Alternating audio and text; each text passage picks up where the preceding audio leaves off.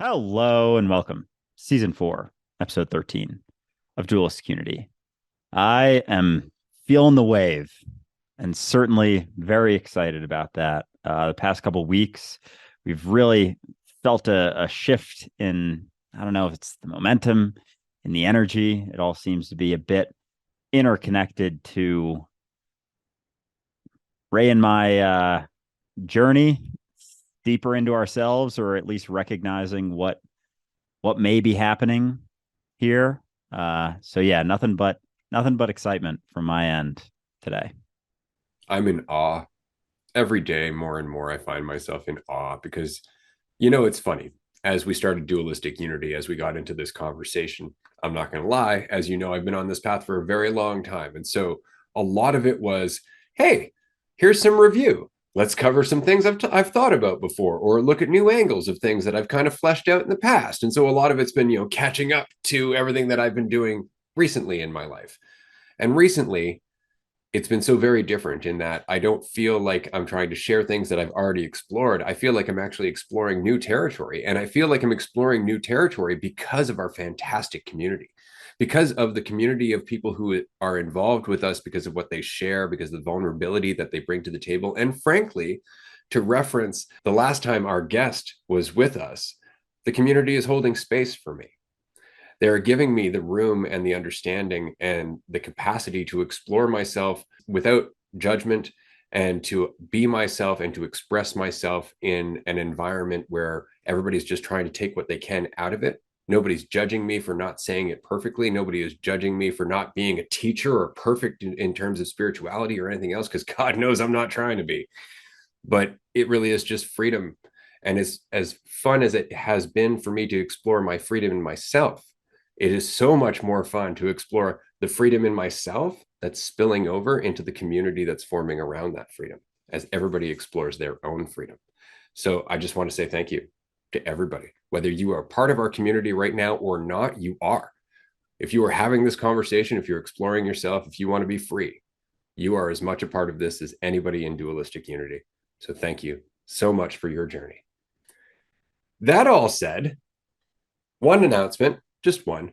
We have the Netherlands retreat coming up in November, November 11th to 19th. There are still 28 tickets, but they are moving fast. We've already had 6 sold. If you would like to join us, the tickets are going to be available publicly as of March 1st, or you can get early access to them on Patreon, as well as discounts for each individual tier on Patreon. There's $50 discount, $150, and a $300 discount. So it's well worth it. You get some merch. You get to talk to us 5 days a week. If you're not on Patreon, it is the absolute core of dualistic unity and everything that we're doing.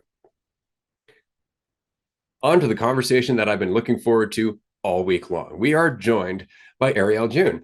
She was here in season 2, episode 11, which we, of course, entitled Holding Space. Ariel is very much in the same conversation that we are in to a large degree. She talks about the realization of freedom. She talks about transformation, integration, which is by far one of the most important parts of this conversation, expression, and of course, the realization of our inner power. So everything that she communicates is very much in line with everything that we are very much trying to communicate, except that she does it in a totally different way, which in a lot of ways I find to be very endearing and very easy to understand. I find the way that she communicates comes from her own life's work rather than just from a book. And because of that, it's easy to apply. So without any further ado, welcome, Ariel. It's nice to see you again. Oh, what a beautiful introduction. Thank you so much for having me here today and for seeing me, for witnessing me in the work I do. Really grateful for the work that you two do, the community you've built, and these conversations you're having. So it's an honor to be here with you. Yeah, super excited to have you. I know last chat was a ton of fun, so would love to hear just a little bit. That was when March 2022, so almost a year ago at this point. So I know you have your own podcast that I think was just starting when I think you had just released, or maybe had released 1 or 2 episodes at that point. You now have a number out there. I was able to catch a couple episodes this past week. Absolutely love it. I think the conversation you guys, you and your partner are having is very similar to what's going on Dualistic Unity. So I really appreciated all of the conversations and the willingness to explore certain things without necessarily clinging so tightly to anything. So there's a lot within, what I listen to you guys talk about that I'd love to discuss, but I would love to hear just how you've been since, how your last year's been, how that podcast is going, beyond that, how your work is going, and just how your life's been. Oh man, where to start? This last year has been so wild. A lot of growth, a lot of learning, a lot of community, a lot of nervous system regulation, so much there. But I feel like the biggest piece over the past year since we last talked really has been around, for me, around the notion of community. Ray, I love the way that you spoke to the community you all have here. And what you're cultivating to be in a space where you can be with other people who are on this journey, to like really dig deep into these conversations in a very non-judgmental way. And I feel like that's been a huge, it started with a large desire of wanting more of that community. And over this last year, and especially more recently, really diving into more of that community with myself and my partner and our close circle. And yeah, it really is such a gift to be able to be around people where you can just have these raw, honest conversations. So really resonated with that as a theme for the past year for myself. And beyond that, just so much more digging.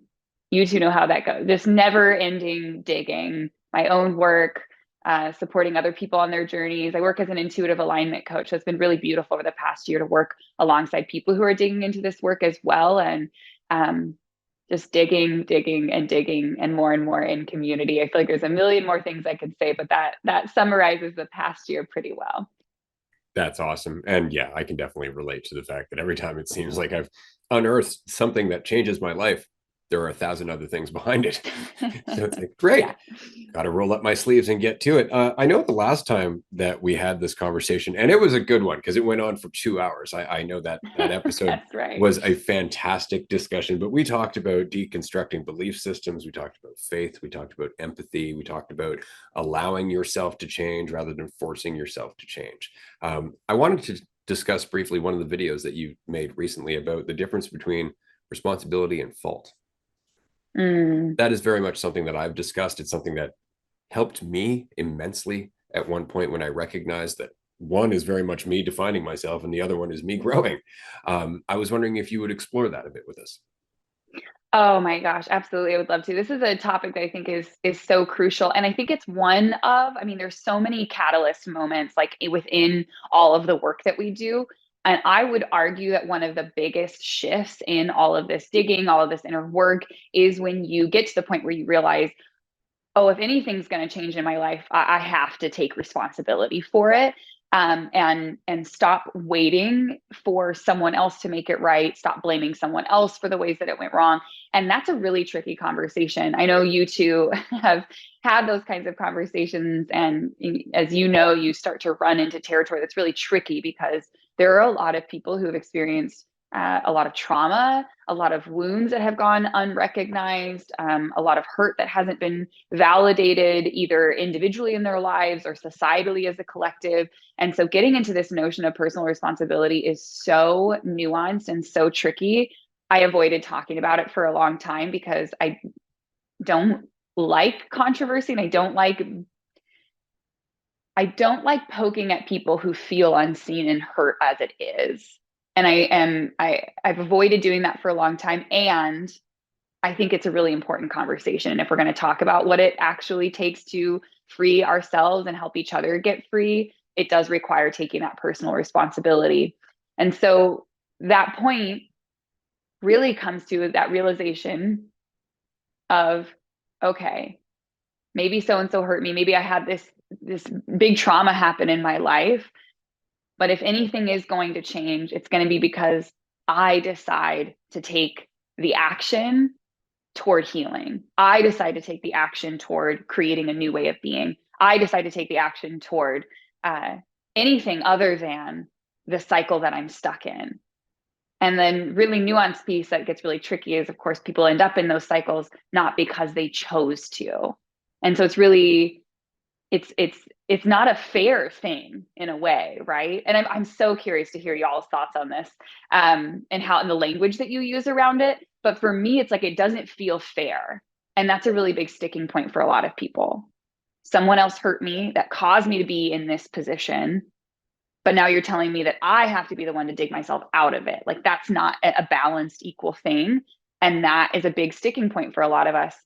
And it's when we recognize that, like, okay, well, I'm the only one now upholding this cycle, that things actually will drastically transform and we'll find a lot more freedom in our lives. So, easier said than done. There's so much more nuance to it, but I would love to hear y'all's thoughts on this, because I think that this is a topic you're exploring, and I love hearing the different language that we use. And I think as we continue to have these conversations in community, we refine and find language that really helps set other people free as they're running into those like wounds along the way of finally taking that personal responsibility. So how have y'all approached this conversation?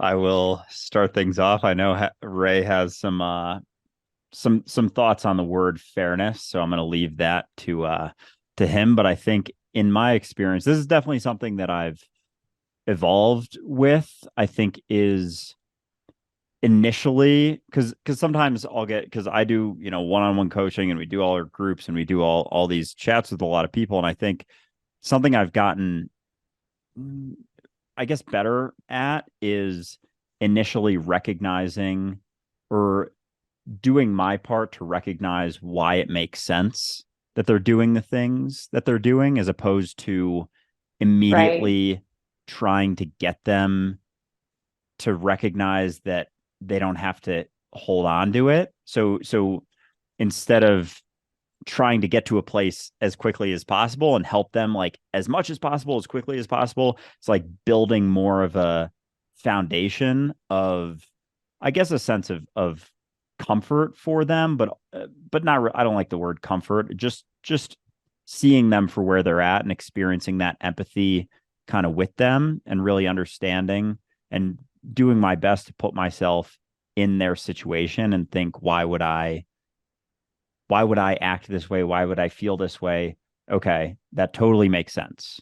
And kicking things off from there, because then it's not this like fight or flight response. They're not in a defensive mode, like taking it back, like trying to defend the reason that they've been experiencing this for so long, because some people have been in that state for a very long time. It could be decades that they've existed in that state without recognizing that at the end of the day, they're the one keeping them in that state. Again, not their fault that they're there, but their experience is their responsibility. So coming at it from a place of understanding, a place of empathy, recognizing why they do stay in that state, a lot of times clinging to a desire for certainty, because it allows them to feel more comfortable in an uncertain reality that, if they have a limited perception of themselves, they feel very alone in. And so they're trying to find the connection through something, and they're not really seeing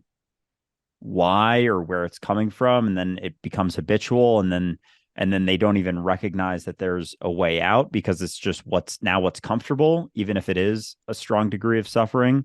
And so for me, this is, even just like in the last few months, this is something that I've gotten better about, is recognizing all of that before moving into the recognition of what responsibility versus fault comes down to, and having that discussion. And then there's, a whole realm within that discussion that I'm sure we'll get into. But for me, it's very much been having that deeply empathetic approach, and having that whole conversation before ever trying to get into helping them recognize what they're clinging to that they don't have to, and what potentially they can let go of. Yeah, it's beautiful. I will add my thoughts to that, just because this is a tricky one. It really is, because I know from going through it myself, like, what, I have to change and they don't. There's so many different ways to tackle this. I think it really helps to try and remember, first thing that we said in the last episode that you joined us for, which is that holding space, is giving them that place that they can talk to you, that they're not being judged, where they can look back at their past, at the things they've gone through, without necessarily feeling like they need to defend themselves. And then when you're in that space, like Andrew was just saying, then it really comes back down to this idea of what the world is, right? Because a big part of that idea of fair is unfortunately not based in reality. It's based in commerce, it's based in trade. That makes sense, a fair trade for sure, but reality itself isn't like that at all. And so I try to get down to brass tacks with people at the end of the day, especially when they're like, well, it'd be great if this person could recognize what they've done to me. Yeah, it would be. It would be great. It would feel really good for a short period of time, and you might carry that memory with you. But are you willing to sacrifice all the moments between then and now? Because they may never see it. They may never see it, in which case, are you going to wait? And that's on you. Like, that's the problem. That waiting is on you, and you can change it. You can do something else with your life. You can disempower that entire memory, but you have to do it for you. You have to let go of them. Oh, so well said. So, so well said. It really, yeah, that personal responsibility piece comes in so strongly there where you realize like, oh yeah, I'm waiting. I'm the one waiting. But I love too, Andrew, what you said of acknowledging and really, I mean, what I hear in there is a lot of like self-acceptance and even a lot of gratitude. This is one process that I work through with my clients a lot is when we're looking at behaviors of like, why am I doing this? Like, why am I stuck in this pattern? Why am I stuck in this cycle? Is exactly what you said, acknowledging like, well, when did you learn that? And at that point in your life, I guarantee I haven't worked with anyone yet, and I haven't worked in my own process and ever found that pattern, behavior, or cycle wasn't helpful at some point, didn't serve a really integral role in my survival at the very least. And going back to that place, whether it's like a memory in childhood or a memory from a few months ago or however long ago or recent ago it was, to acknowledge like, oh, that really served me well at one point. And that gratitude that comes from that of like, oh man, that was me looking out for me. Okay. Coming from that place, as you described, Andrew, I think is so much more, it's gentler, it's kinder, it's more compassionate, but it's also just like easier than, as you said, putting someone in fight or flight and being like, why are you doing this?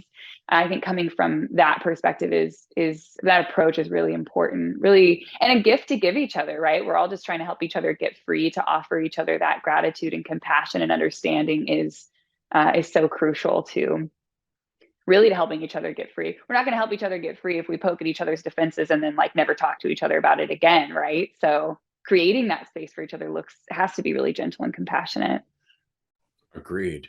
I have a question kind of going in a different direction, because this is something that I notice Andrew and I deal with more and more. And it's because, well, everything that we're talking about sounds great.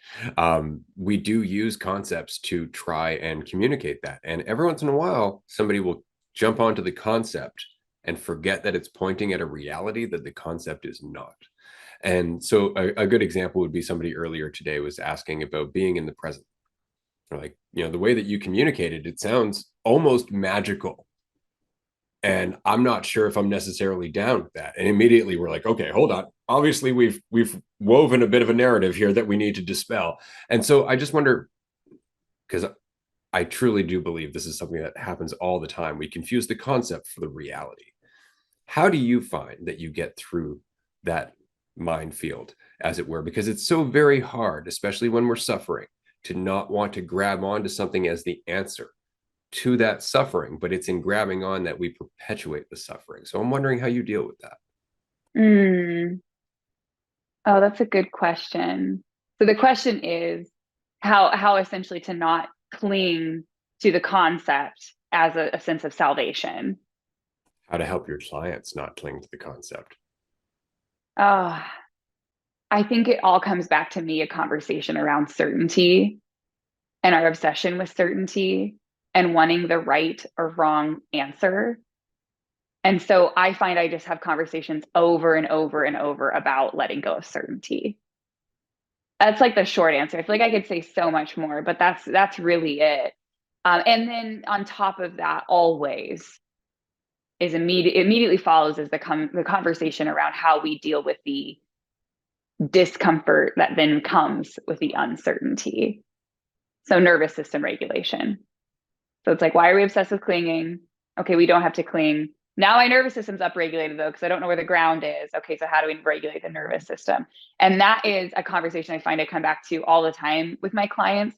I literally had a call with a client earlier today, and I was like, okay, did you hear that though? Like what's going on with right there with this like this desire to like hold on? And they were like, oh, certainty. Like, it's just something I also like to bring greater awareness to, like really zooming out, not just being like, oh, we're clinging to certainty again. Like, how do we navigate through that? But like, hey, can we zoom out even further and notice this pattern of like our obsession with certainty, and how do we prepare ourselves because we're probably going to cling to certainty again? So that's how the conversation goes over and over and over with myself as well, whether it's my clients or me. I'm like, oh, yep, wouldn't that be nice if we had some certainty? You're okay though. We don't. As a follow-up, and then I'll pass this to Andrew shortly. Because of that, because of the fact that you have to continuously not just remind your clients, it's all about uncertainty. We don't really know anything. These are just pointers, but you're also admitting that you do the same, that you have to keep yourself in check, that you go through the same cycle that they do. And you're always coming back to this recognition like, right, I don't actually know in terms of a concept.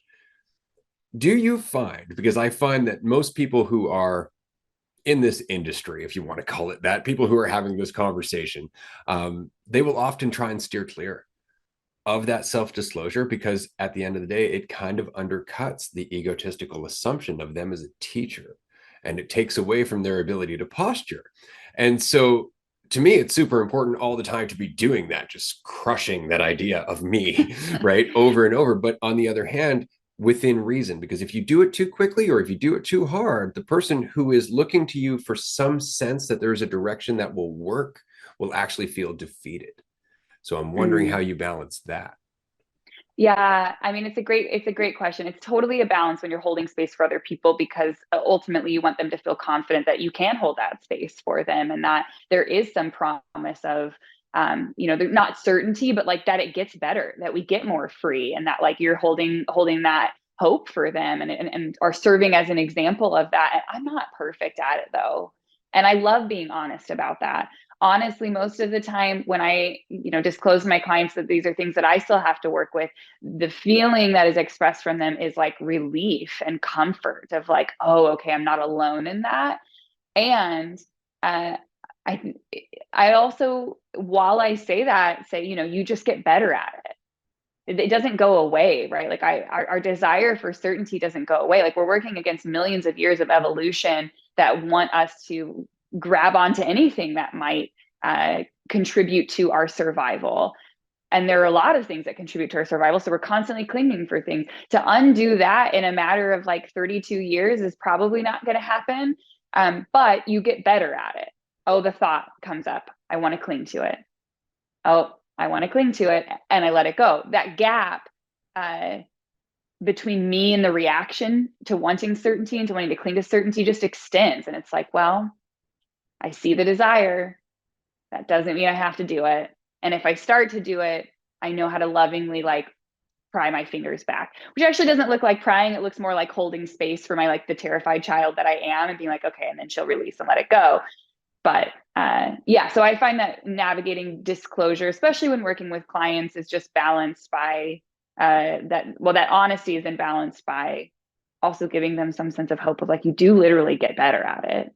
I have years of evidence of that now. It's the same things. I'm just better at it slowly over time, like any other skill. It's a muscle, right? Yeah, absolutely. And that balance is so I can't state enough how important it is, because even thinking about it right now, like sharing that you go through something similar to what they're going through can be perceived. You can take it kind of two different ways. Like you could, if you're on this side, which I wouldn't recommend, if you say something like, "Oh yeah, I go through that. I have no fucking idea how to handle it." Like I'm, and then they're like, "Oh my God, so this might never end." But on the flip side, it's not also to say, "Oh, I go through that," or "I used to go through that, and now I never go through it anymore." It's like avoiding the polarities, because if they think that you have no idea how to deal with it, even like to take one step in towards getting a little bit better, they may have this like overwhelming dread and fear that this may last forever. And then if you say that you never ever experience it anymore, like you never get worried about it, you never get nervous about anything whatsoever, then they're like, wait, so if I'm not nervous, then I should be not nervous, then there's something wrong with me. And it's like, if you can come at it from that sort of middle ground, like I still very much go through that, not quite as often as I used to. It doesn't quite last as long, but it's still there. There isn't the resistance to the experience. It's like, okay, this feeling that I'm feeling right now, there's nothing wrong with it. It's not going to last forever. And there are things that I can do to alleviate it, which really a lot of times comes down to a lack of resistance to it. And so anything that perpetuates that resistance or instills a sense of fear, like that it may last forever, is going to take them in the other direction. So it's kind of allowing them to see you as an example of someone who has gone through it, still goes through it, used to go through it, maybe way more. You have all that experience to grab onto or reach back to. But then right now, you still very much go through it, but it isn't quite as bad. It allows them to see that, oh, this isn't going to last forever. I don't have to resist it because there's nothing wrong with experiencing it. It's part of this experience, the entire spectrum of all the experiences, of all the emotions. It's just, really, for me, it's come down to how little I can resist those feelings as they arise. Just allows for the process to continue. And so I think, yeah, for me, that's been the best approach to handling that, is finding that middle ground.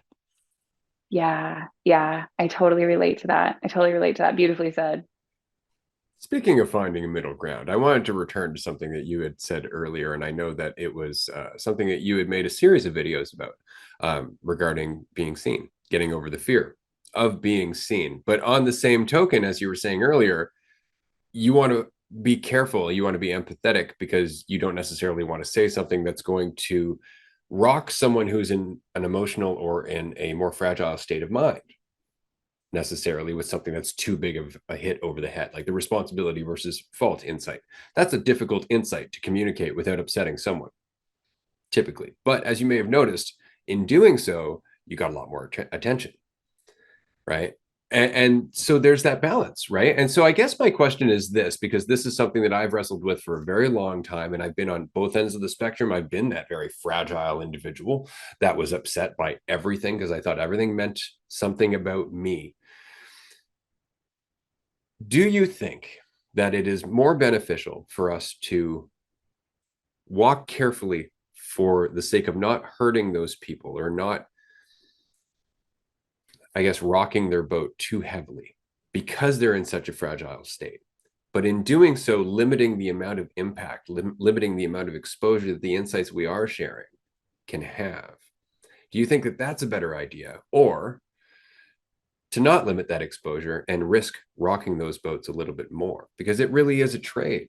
It really is. And it's a balance, because on the one hand, rocking boats really comes down to how you deliver too. Sometimes it's not just the insight, you can soften it a little bit. So I wonder how much of a consideration that is for you, because I know being seen often means being seen by both ends of the spectrum.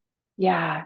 You don't get to decide which end of the spectrum, which side of the internet that ends up on when you share. It's so true. I am dying to hear both of your answers to this. So I'm going to turn the question back to both of you. And I'll just be really honest. It's something I've really struggled with. And I think for a number of reasons related to my own history, have had a really difficult time wrestling with, because I don't like to upset people. Speaking of the fear of being seen, a big part of that is a fear of like ruffling people's feathers. And there's so much there that we don't have time to get into around my upbringing and being raised religiously and being raised as a woman. And like, there's just so much that I was taught around not offending people and pleasing people that I've had to really unpack. And it's difficult to find the line in unpacking all of that between like what feels good and authentic for myself, of truly not wanting to hurt people, and also realizing how much I've held myself back in fear of ruffling feathers. And so it's something I've been working more recently, the last like year. I really spend a lot of time working with, which this is a whole other rabbit hole we don't have to go down, but the notion of like divine feminine energy, earth element, water elements, a lot of spiritual practices around all of those that I've just found really intriguing and interesting and have been really, really supportive to my healing process. And coming out of that, I've realized how much more I feel like it's time to reinstate my own fire and come back to working with the element of fire. And that's been a more recent, like within the last month or two, that I've been like, okay, it's time. Like I feel there's a more balance in this, the earth, the water, the divine feminine, all of that. There's a lot of healing that took place there, and I'm feeling this like draw back toward the fire, and just like totally like shedding fear of ruffling feathers is, I would say, a part of that. All that said, I'm just going to be perfectly honest and let you know I don't know the answer to your question. I don't think that I found it yet. And I love that you asked it. And I love that I'm going to make you both answer that question. And so I can learn from you, because I'm like actively in process of finding where that line is for me in this season of life. I knew where it was last year, but I don't think that's where it is now for me. And so let me learn from you. How would you both answer that, please? So to kick things off, I don't think it's a line you can find. I think it's a line you have to experience and kind of toe, like try some things out, test the waters a bit, and through that experience, you find that equilibrium, you figure out where it is. So it's not something you can even necessarily know or point to, or kind of like be on the sidelines and be like, I think the line's over there. So I'm gonna get close to it, you know? That being said, I think there's a few things that have helped me dealing with that. I think certainly understanding that my value doesn't waver helps. If I put something out there and it gets a visceral reaction, because I've done that many times and I get many visceral reactions from different people, especially on the religious side of things. Understanding where they're coming from and kind of understanding why people react in the ways that they do helps to see that, oh, I didn't do anything wrong. I just said something that kind of questions something they hold very tightly to their identity and they cling to super tightly, as opposed to holding it with that open hand. They're holding on really fucking tight.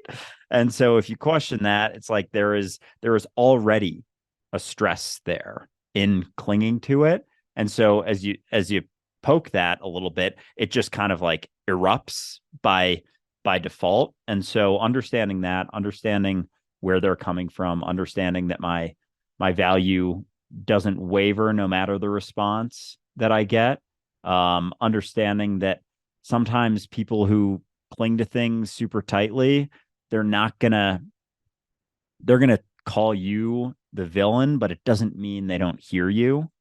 And sometimes the only way to get through to certain mentalities, certain people, is to initially rock some boats. I know we have some people in our community who, especially, have gone back and forth with Ray, and they are now, fucking love the podcast. And initially, it did not start like that. And if Ray hadn't been willing to question them or say something that goes against something they believe so tightly to be the truth, they would have never had the opportunity to let go of that.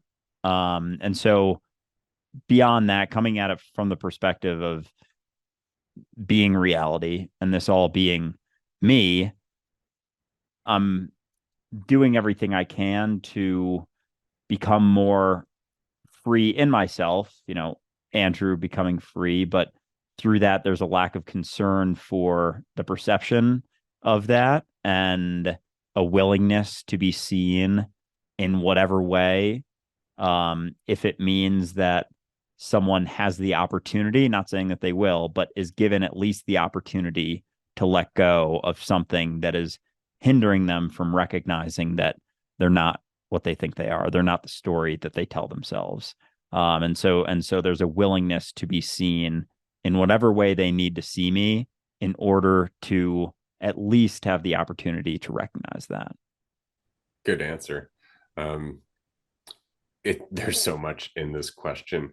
I think a part of it is driven by you, and another part of it is driven by an understanding of other people. Like I am aware of the fact that there is a mentality that I can exist within wherein nobody can help me, where everything is taken personally, everything is twisted into a narrative that is ultimately disempowering because I'm attached to the false certainty that goes with that disempowerment. I'm aware of that mentality and that you can't do anything about it. There's nothing you can do that's going to reach in there and change that person's mind. They have to actually get tired of suffering enough to question the familiarity.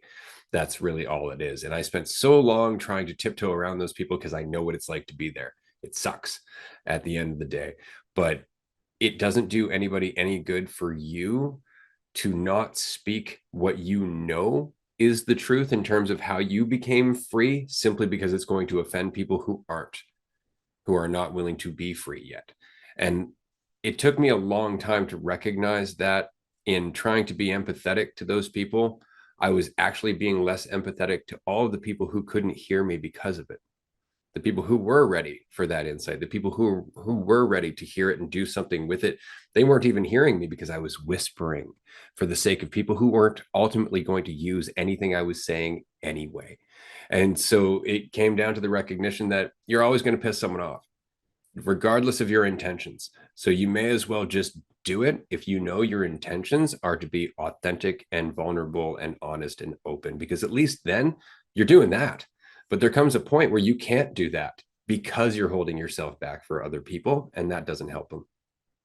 I feel like I'm getting a free coaching session from both of you out of this. I'm joking, but also I truly appreciate both of your insights on that. Like I said, this is something I've been wrestling with anew in the last month or two. And everything you just said, Ray, really resonated with me and spoke. I feel like you were speaking to anyone listening, but for a moment, I was like, this is just for me, and really needed to hear some of that. So thank you very much. And same to you, Andrew. I mean, you both have been very inspiring to me in that. And I've seen some of your videos, Andrew, that have rubbed people the wrong way. And I'm like sitting back, like watching, like, oh shit, here it goes. And it's like a beautiful lesson to get to watch you navigate that and continue to show up as you are within that. Yeah, so thank you both for the examples that you serve of this. I think you're right. There is we do a lot, we cause a lot of harm when we hold ourselves back. And it's beautiful to be reminded of. And I'm not going to lie, I had an ulterior motive in asking you that question because I've been watching your content for a long time. And although you say that we're inspiring and all that stuff, your channel inspires me regularly because I can recognize the fire behind it. I recognize the authenticity behind it, the desire, the intention. It's not egotistical. You really just want to get that out there. But on the same token, you have to be willing to be the villain. You have to be willing to be negatively perceived in order to do half the good that you know you can do. That's the only thing that is unfortunately always going to hold you back. And it's that fear. Again, who am I if I'm not this afraid person? Who am I if I'm not thinking about these things? It's worth finding out. And I look forward to watching you find out as your content continues to progress, because again, I recognize the tone. I recognize where it's coming from. There's a degree of authenticity that you cannot fake. You can't bring it across. Like, you can hear people, and I often reference Phil Goodlife.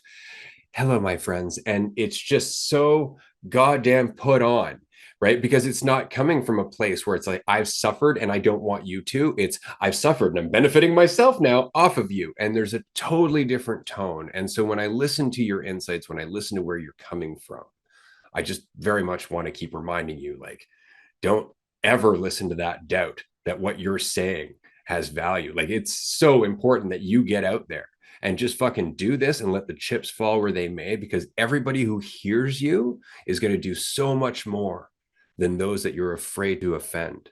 because they may do nothing, in which case you're just walking on eggshells for nothing, and you're wasting everything that you've learned just so they don't get hurt. But they're already hurting. There's nothing you can do about it. Damn, that was beautifully said. Thank you for seeing me and for calling me forward in that. I really appreciate that.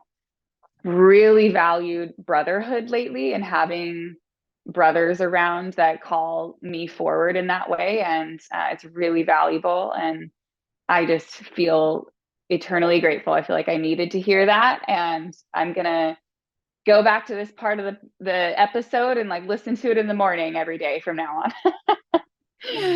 That's awesome. But I do want to throw this out there because it's important. And I'm throwing this out to the community, to our dear listener who has been joining us for this conversation. I want you to go out of your way to go and listen to what Ariel is talking about in her content. Check out the podcast. Encourage her as often as you can. Leave comments, like her videos, repost them, do whatever it is you can, because we're going to continue to try and get her back here in our community to continue to talk to us, because this is how we grow. Like Andrew and I often talk about the fact that Dualistic Unity is laughably a podcast. Like it really is just a title for the discussion. It's really not a title for the podcast at all. It's about this wonderful paradoxical thing that goes with healing yourself and thus healing the world, because they're the same thing. And so every single person who shares the mentality that that is happening in is Dualistic Unity. They are all what this is about. And so you are what this is about, which is why we were happy to have you back on the show. But at some point in the near future, I would like to pick your brain and possibly throw out the idea of you maybe hosting 1 or 2 groups per month for us in our community. You are too kind. That would be a true honor. I would love to be more a part of the conversations. And yeah, I love these conversations. This is what I live for. This is the community that my partner and I create too. We've been doing, I wish y'all lived locally. We've been doing local community dinners at our place and just getting into all of this more. So anywhere that conversation is happening, I'm there for sure.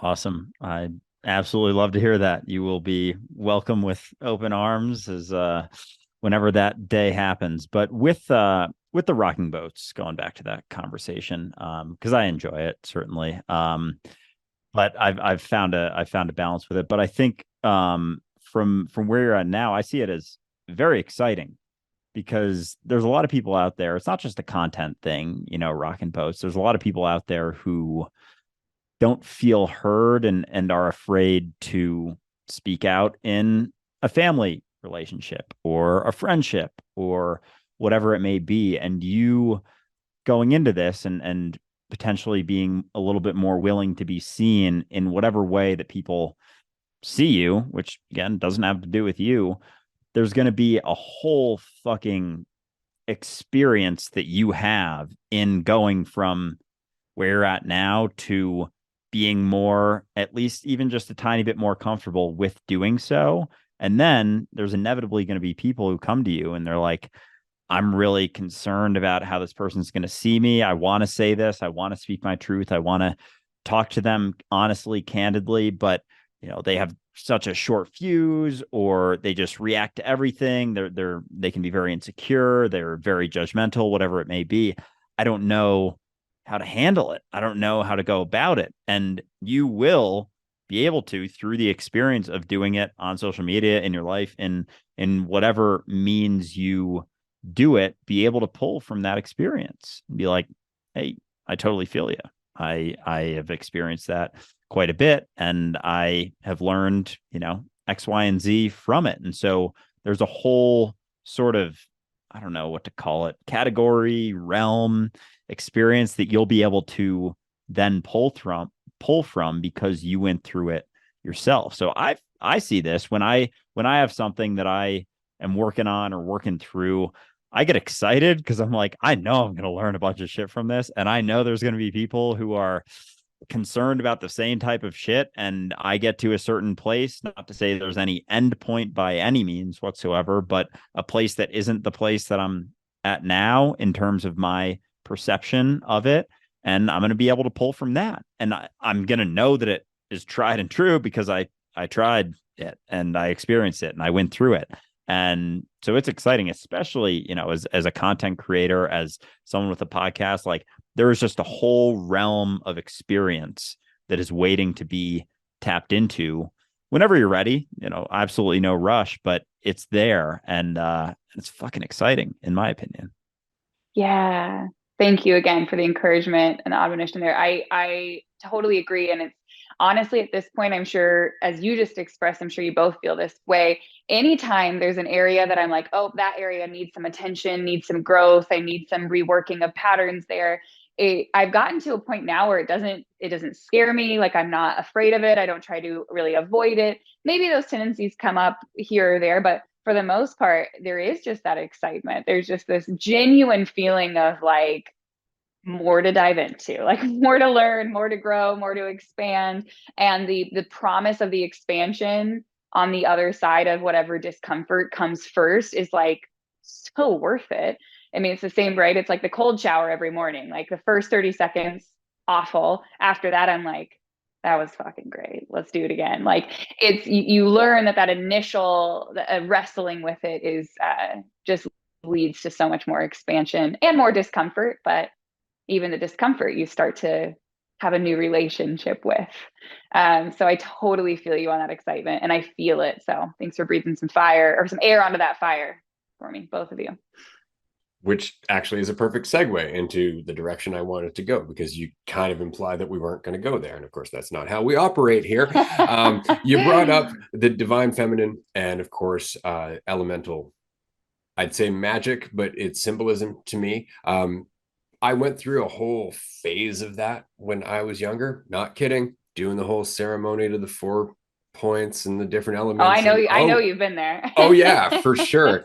And it's not to say that there isn't value in that, but I think the value is very much personally derived in terms of symbolism and whatnot. And so my question, because again, we kind of share a vocation, let's just say, how do you deal with belief as a whole? Because belief is almost always reinforcing the problem that the person is trying to escape, almost always.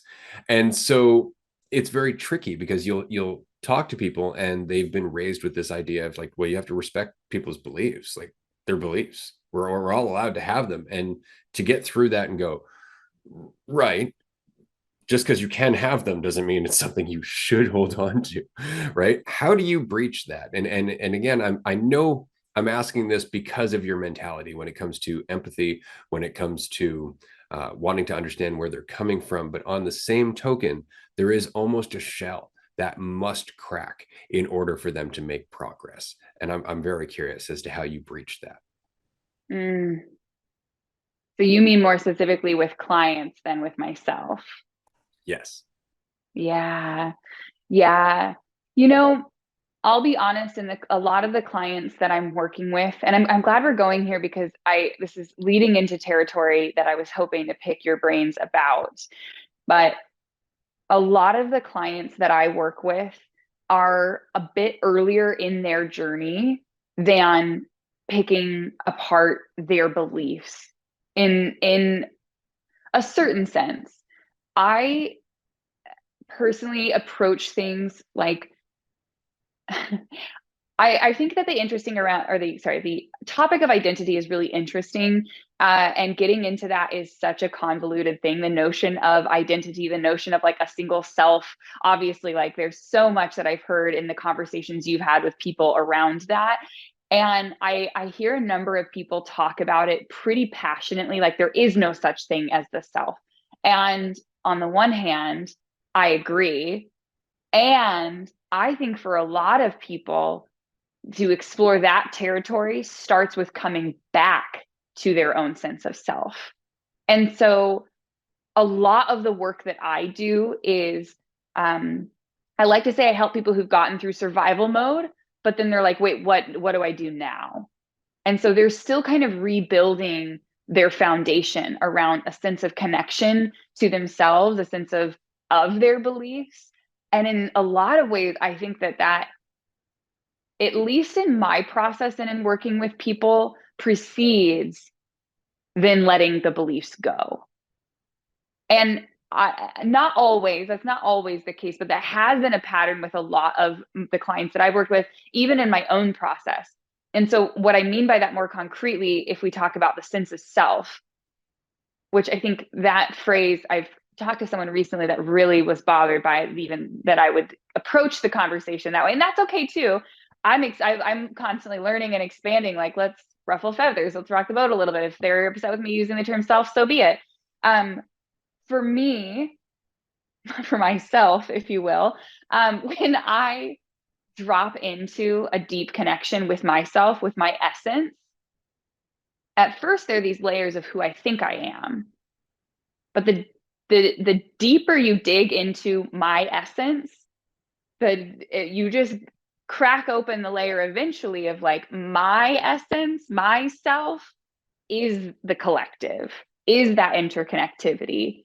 And that is often the portal that people take to get to that sense of interconnectivity, that they take to get to that sense of, oh, I actually can let go of beliefs.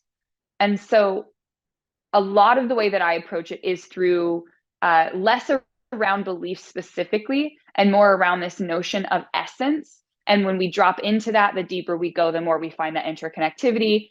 From the place of interconnectivity, the notion of like not clinging to beliefs, all of that is such an easier conversation to have, because you have this almost like prerequisite class of understanding that my essence is all of it. That already expands whatever when our minds are like, but I am me and you are you. Like, as soon as we can tap into some sense of interconnectivity, having those bigger conversations around even letting go of beliefs and everything else, there's suddenly context for it. I find. So that's often the route that I take to get there. So a lot of the work that I do first is helping people after they've moved through survival mode come back to that sense of essence. And then the beautiful part is like watching them be like, wait, but when I was meditating and connecting deeply with my essence, all of a sudden there was just this feeling of like I could sense all other beings there. And I'm like, okay, let's go. Let's have that conversation.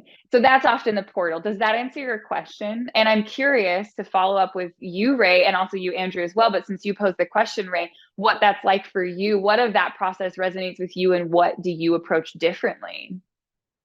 Oh, I'm not finished with you yet. I still got another follow-up question. thought I could get off the hook there. No, I love the way that you put that, because what you're saying is very much what Andrew and I have said many times, that the mentality of competition, of protecting yourself, of comparing yourself, of all of that makes sense to do that when you feel divided, when you feel afraid. It makes sense. It's justifiable in that space. But if you don't feel that way, then all of a sudden your brain switches gears and it's operating on a totally different level, thinking of a totally different world. And there are actually relevant insights there because you're in that mentality that can use them as opposed to identify with them. So I think that's great. But I want to go back to something actually, because this comes up a lot and I lovingly call it the gap. What do I do now? Now, that's one of my favorite questions once somebody has let go of the carrot and the stick mentality and they find themselves kind of just drifting in reality. Like, they're free, but freedom's complicated when you don't understand it, because you're used to having something kind of dictate the direction for you. So all of a sudden the carrot's gone, the stick is gone, you're just in limbo, right? And you're like, I can do something, but why? And so what is your answer to that? Because I know what mine typically is, but what do I do now? Oh man. I know we talked about having my partner here for this conversation. He wasn't able to make it today, but I'm like, now I really wish he was here. We were literally just having this exact conversation with our community around the dining table 2 nights ago. Right, because there's all of a sudden this notion of a goal or a purpose for life is just out the door. So it's like, well, okay. I mean, and there's nuance within that. I think a lot of people have a lot of opinions on why we're here. But if you let that go, even temporarily, there is this looming question of like, well, what do I do? And I think that one answer is nothing. You don't have to do anything.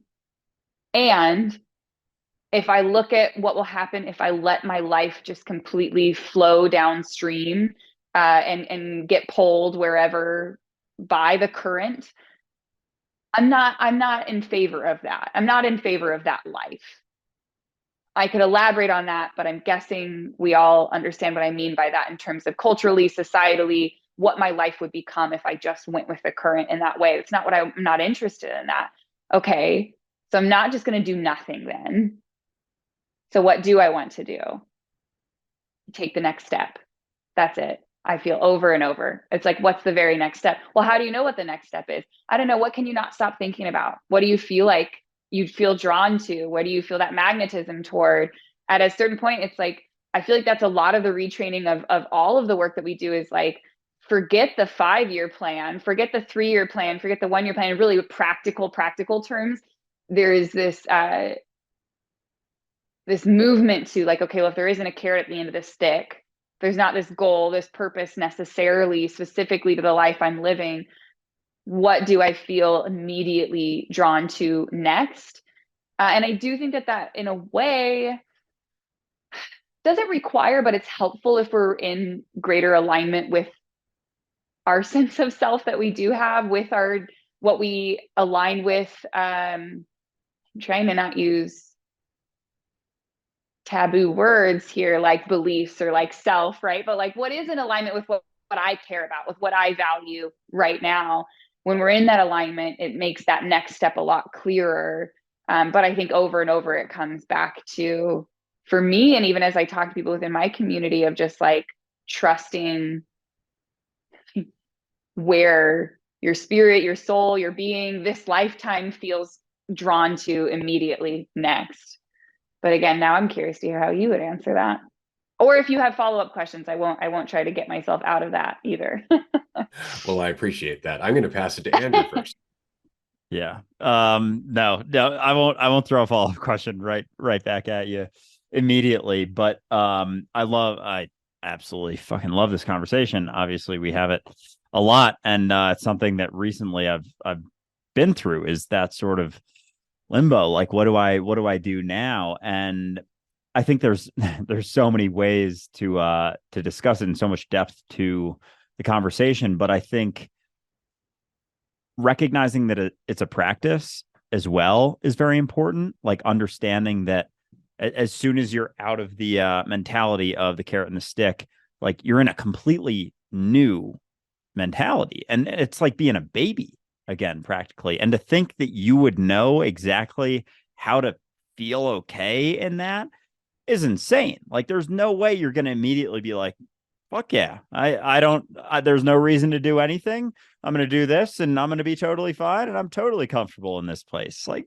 that's not how it works. It's like, if you're a baby, you're not immediately going to know how to fucking work a computer and hold a 2-hour long conversation. It's like, it takes practice, and this type of mentality takes practice as well. And a lot of people avoid even delving into having the opportunity to learn it. They're like, well, what do you mean? There's no reason to do anything. I'm just going to go back to this other mentality, and where I do have a reason to do this, because I'm trying to chase that carrot that I'm never going to get because it's hanging 3 feet in front of me for my entire life. And so I think understanding that there is nothing you have to do, there is nothing you need to do, but also understanding that you are always doing something.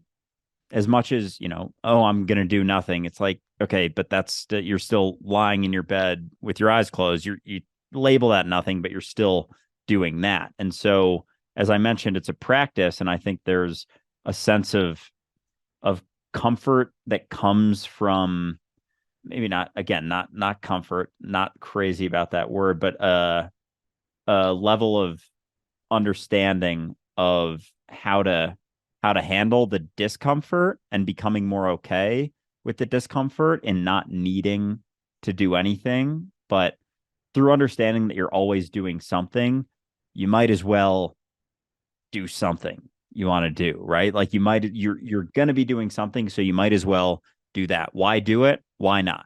You can pose the same exact question. You can flip it on them and be like, why not? Oh, I don't know. Okay, do something. And then all of a sudden, it's not so much about, why should I do this? Why should I not do this?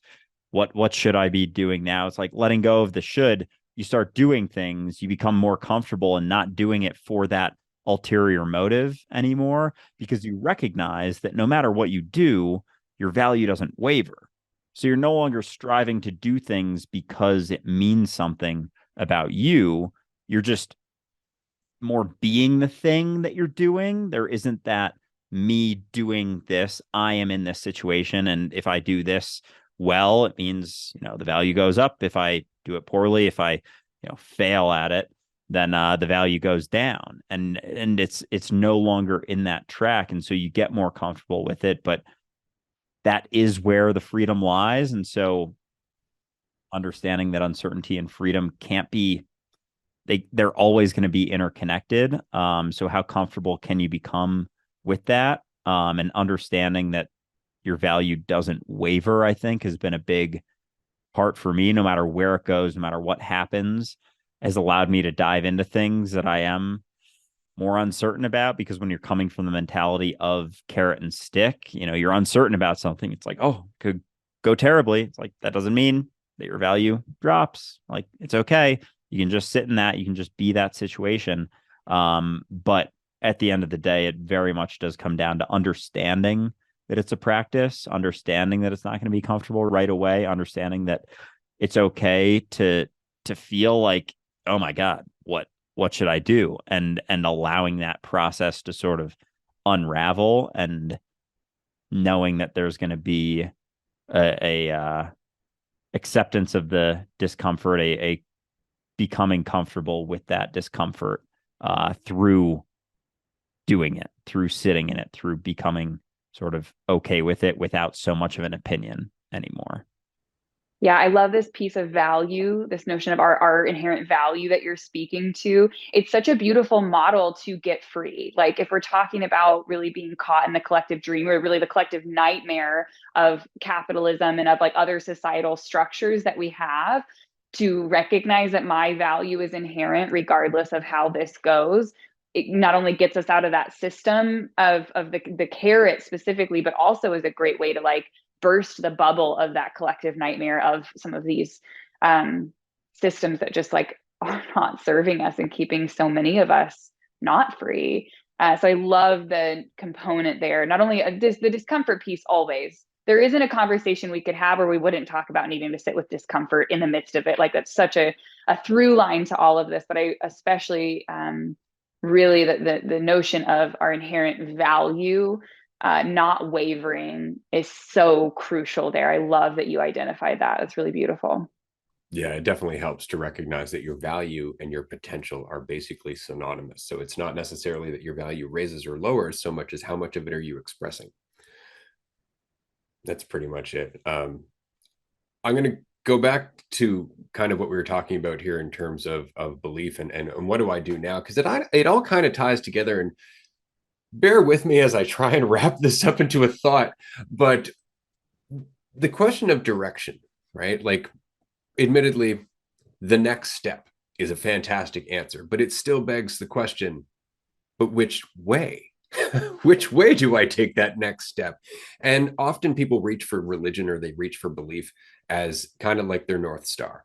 Specifically with religion, it tells you what's good and what's bad, what a good person does, what a bad person does, and that kind of thing. So you're like, aha, I have a structure, I'm going to follow this, and that's what's going to dictate the direction of my life. But when you start questioning that, you end up, again, in limbo. And so I always find the question of purpose and direction and even God to kind of be one conversation. So in religion, we look at things as good or bad because we're judging ourselves and others according to some ridiculous structure that's supposed to be, God's rules and whatnot.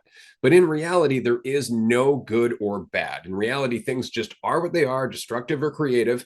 It really comes down to our preferences, whether they are good or bad. So that is a terrible way to dictate one's life. And it certainly wasn't the way that was being communicated in any of these religions. What they were communicating was that there are, in fact, two directions: towards unity and away from the idea of yourself. So that would be the godly path, or towards identity and ego and comparison and competition and greed and suffering and all that other stuff, the path of the devil, as it were. That's it. That's all they're ever talking about. And so what's interesting is that spells out a whole new North Star. Are you being yourself? And how are you being yourself? And this goes back to a conversation Andrew and I were having earlier. And at that point, he's like, I don't think you've ever expressed it that way before. And I'm pretty sure I have, but I'm going to try it one more time. If you were to look at your purpose, you have to look at what your relationship with your life is right now.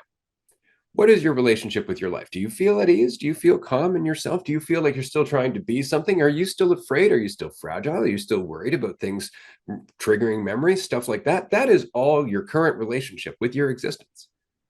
If your purpose was anything, it would be to play with that. So when I woke up to the fact that I'm not my idea of myself, that doesn't mean that my narrative disappeared or all the limitations that went with that. I was socially anxious. I didn't like being around people. I wasn't a very good listener either, which was probably why I wasn't very good around people. So recognizing that that was my relationship with reality and that it didn't define me, I was able to look at it clinically, step back from it and go, well, I'd like to address that. So I started hanging around with more people. I started putting myself in situations where I had to get used to it, where I had to adapt. Every time I had a thought that pulled me out of it, I'd be like, let that go. That's ruining my relationship with my existence. And so I became my purpose. My relationship with myself became my purpose.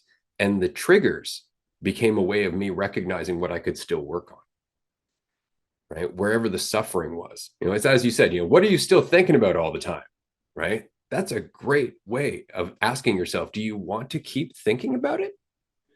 Because if you don't, you can change it. If you do, go in that direction, right? But it's your relationship with yourself that really defines your purpose. And as long as you keep that in mind, then the real question is, how much do you want to enjoy your own company moving forward? Not what do you want to do? Oh, it's beautifully said. As you're saying all that, I can't help but thinking, and I'm curious to hear your thoughts on this, right? There's this notion of letting go of the single self, that, and yet everything that you just said is pointing back to like, well, my purpose is myself. I can understand the tie between the two and see that they're not contradictory.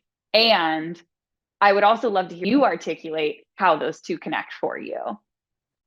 I would very much love to do so, because this is a conversation that we often have, because there is a very big contrast between what we're talking about here and your typical non-duality philosophical conversation, because they will tell you there is no self, there is no free will. This is just what it is, and you're along for the ride. And to me, that's too single-minded. It's too one-sided to hold any merit. Anything that's not paradoxical, it's not worth thinking about. So the fact is that you, while you are not your idea of yourself, you are yourself. The idea of you can disappear, but you remain. Choice remains. The existence that you are remains. And that is the experience of the self. The experience of the self, not the idea of the self. And so reality and that self are the same thing. You are reality experiencing itself, right? But you are not your idea of yourself, which is always, regardless of what it is, a small, limited version of everything you are, because your brain cannot fathom everything that you are. It can only pick one thing at a time, and that always limits you. Yeah, beautifully articulated. I'm glad I asked you to expand on that. I was, yeah, keeping up with everything you're saying. And I feel like the way that you string that together is so profound. I mean, it's it's really can be tricky to communicate to people what we're sort of like peeling apart here with a scalpel. Like we're just kind of like separating this understanding of the human experience and of the self. And so to separate out like you are not the idea of yourself, but you are having the experience of yourself is such, it's like, I mean, I know a lot of people that would be like, what are you, what are you, what are you talking about? Like those, how are those different? It's so nuanced. It really is. But that was beautifully said. I really resonate with that. And I mean, in my own personal life, it comes back to a lot of that. It's like, okay, over and over, there's just endless material in my own mind to sit with and to explore. And we have the continuous opportunity to like set ourselves free and set ourselves free and set ourselves free. And the more we get connected to the sense of interconnectivity, it's more like, okay, we're helping each other set ourselves free.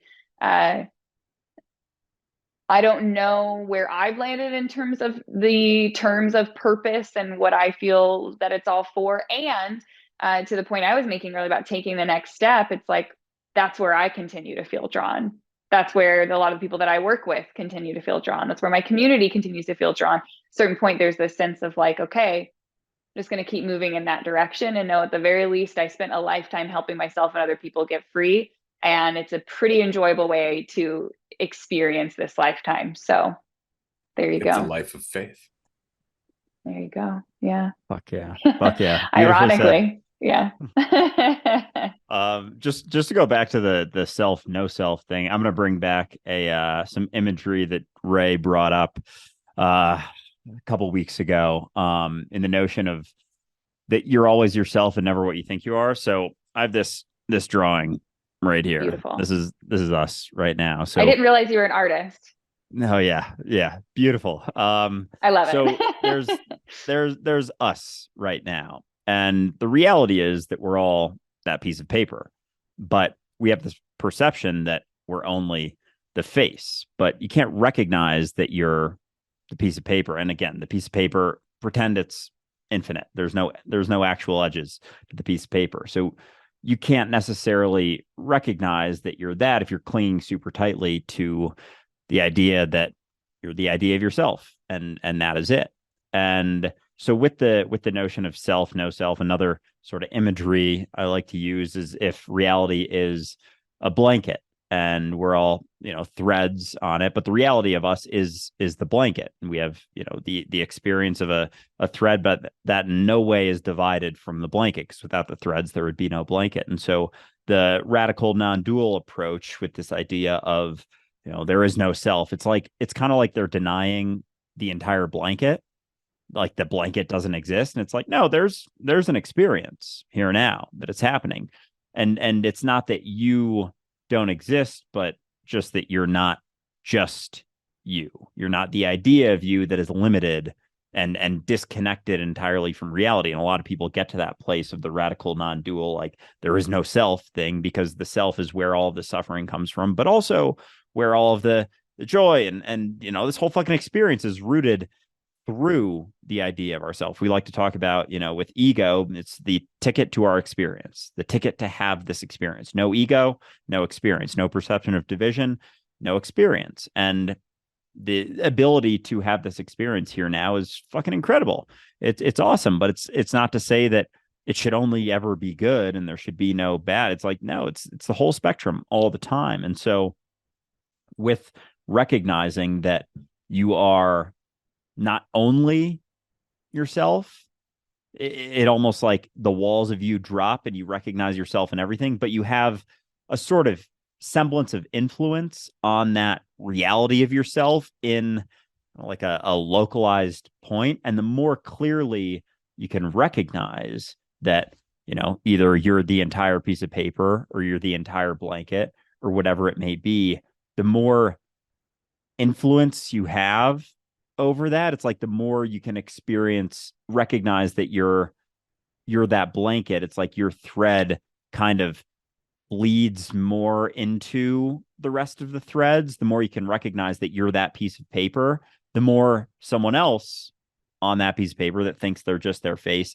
has an opportunity to recognize that they may be the piece of paper. So it's not from forcing anyone to recognize it by any means. It's just from being an example in yourself is like the extent to which you have to go. Just being that I've said it before, that sample of freedom. Like when someone sees you, they're like, oh, that is a possibility. So there is no force, there is no desire for them to recognize it, but it's just through seeing you in that state, they can see that. But with the just to finish off the self, no self thing, the denial of that self is like denying the whole fucking blanket or the whole fucking page. Not to say that, it's just to recognize that you may not be as limited to the thread or to the face as you thought. But again, you're always yourself and never what you think. Oh, I love the analogy of the blanket, and acknowledging that our own freedom, just living in that freedom, is recognizable. There's not really a lot to do unless that next step, draws you to express in some way, which it often does for many of us. But there is just, that's something that I think about a lot, is there's this, I don't know, I'm sure you both have experienced this, being out in the world and you come across someone who you can just feel is really free or really alive, really dropped in, really connected, whatever language you just want to put to it.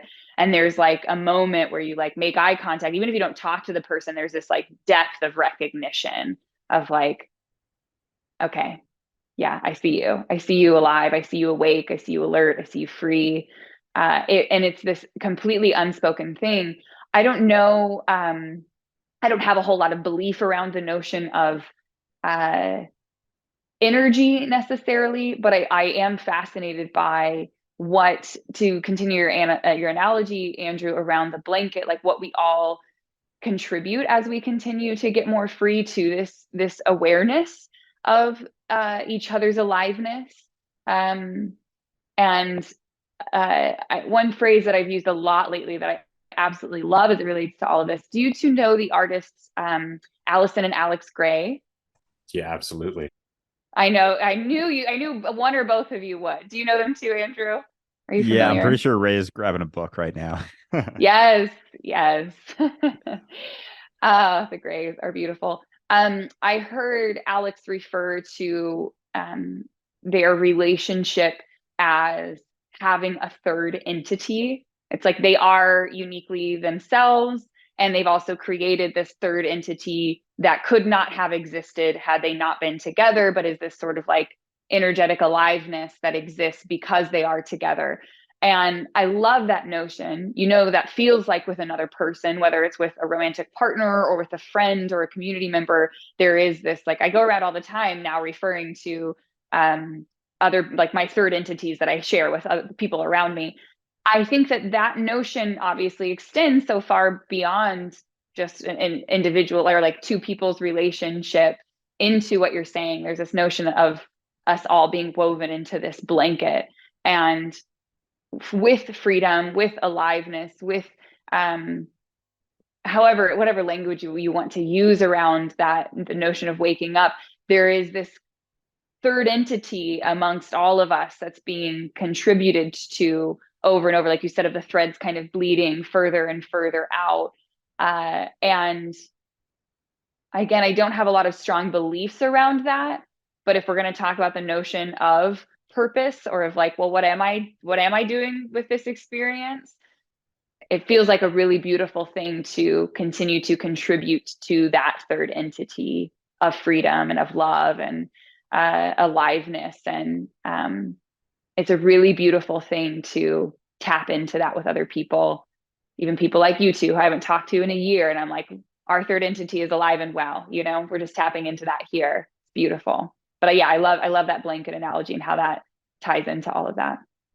I love everything that you just said. That was fantastic. It's interesting because we have an idea of ourselves as being this individual, but the reality is that that's just your idea of yourself. The fact is that all you know is that you are aware and functioning as awareness, which is reality. And so what you're doing and what I'm doing, what Andrew's doing, aren't separate at all. We just tend to think they are because we have a very limited idea of exactly how big we are. Right? Each different cell in my body is performing a different function, but they're all working together, whether they realize it or not. And so the entire universe is you. The entire universe is us. We are all the same awareness. We're the same here and now all the time, but there is a very big shift in our mentality that's happening where we're starting to come together and recognize that. I know we do have to wrap up here shortly. I do have a question for you, but I also wanted to mention we need to get you to one of our retreats one of these days. And the reason is because the depth of that connection that you're talking about, we experienced in a way that frankly blew my whole fucking mind at the last retreat, because it was for 9 days. Our retreats are 9 days long. And in those 9 days, there's just this progression of letting go. But because everybody's doing it, they're all amplifying each other. It is mind blowing to see how many people can just help each other let go when they're all doing it for their own reason. And it's because they're all the same person. They're all the same awareness. And so we are very much changing the way that we operate simply by dipping a little bit deeper into that depth over and over and over again, and bringing back what we find into the conversation that we're having with the rest of us. Oh, that's so beautifully said. I will have to join you all at some point, honestly. I am obsessed with communal experiences right now, and exactly what you're talking about is, again, to borrow Alex Gray's phrase of the third entity, or however else you want to refer to it, there's nothing like when we all gather and have that same intention and are willing to drop our fears, our defenses, our discomfort, or maybe not drop it, but like be present to it and honest about it, and enter into like, yeah, I want to get free and I want you to get free and you want me to get free and you want to get free. And we start to cultivate this deep sense. It's so wild how individualistic our society across the board is, and how, I mean, we don't have time. We don't have time today to get into all of it, but the just the depth, the beauty, the freedom that comes from those deep communal experiences. The first experience I had like that, really had like that more recently, like within the last year or so. I remember just thinking like, oh my God, like here we think like these individual healing journeys are so beautiful and so powerful and whatever, but when you come into that communal experience, there is truly, truly just nothing like it. So I love that you all are experiencing that. That's really beautiful to hear. And yeah, I would love to be a part of that at some point for sure. Sounds gorgeous. Absolutely. Yeah, we will get you there one of these days for sure. But yeah, just to close off the discussion of purpose and doing it, it's like once you recognize that you're the blanket, just about being the blanket, really. And in that Right. recognition, in seeing yourself and everything, there is no, not to say there isn't no, but there is a feeling that's a little bit deeper, like a deeper sort of knowing, a deeper sense of what to do when you let go of the idea that you should know what to do, or there's ever something that you have to do. And in regards to community, when you have a number of people who are all recognizing that they are that blanket, there's something there, and it is palpable. What's the quote? The whole is greater than the sum of its parts, something like that. It's very much the case, and it is felt in a way that is it's tough to even describe. But yeah, it's like coming home. It's like being home, really, Yeah. really. And Yeah. yeah, it's powerful. What a gift. What a gift of this human experience to be able to tap into that feeling of collective home together. Yeah, and it's incredible how long we forgot it was there for. Which is funny because the word religion, actually, the etymology is to bind together, which I always found so interesting, because what we're talking about is the only true religion, which is none. That's what binds us together.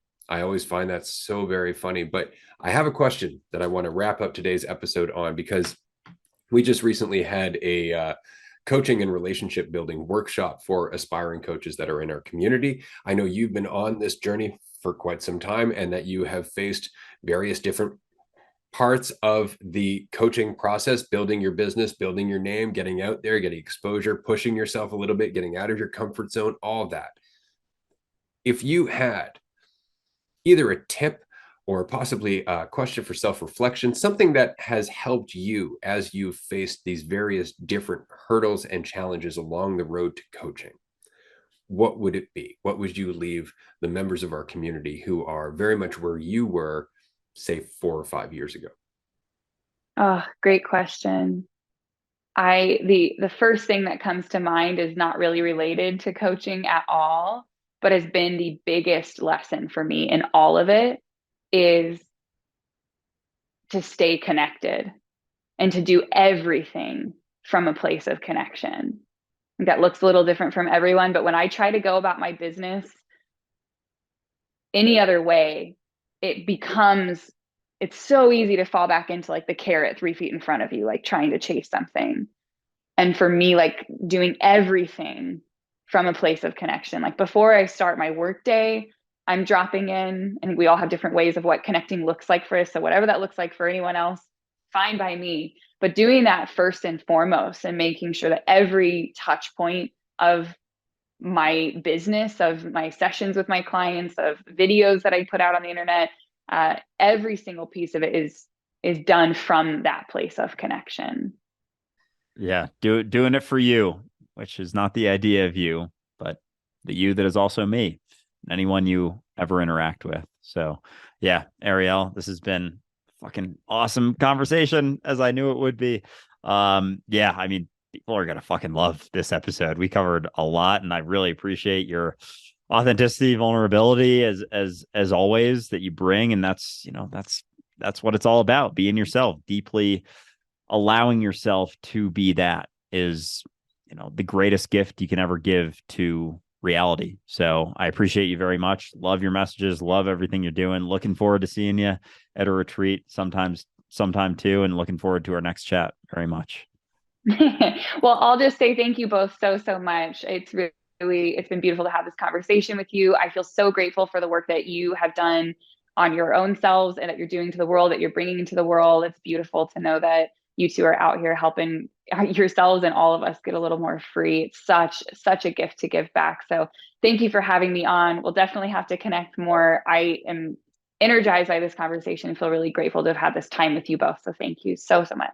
Oh, likewise. I can't tell you how exciting it is to talk to people who are quite clearly working on their own freedom and expressing that freedom, because that's really all we need, because we are all one. And once you're free, we're all free, right? It just comes down to how deep that goes. So thank you so much for joining us, everyone. We will see you next week. Bye, everyone.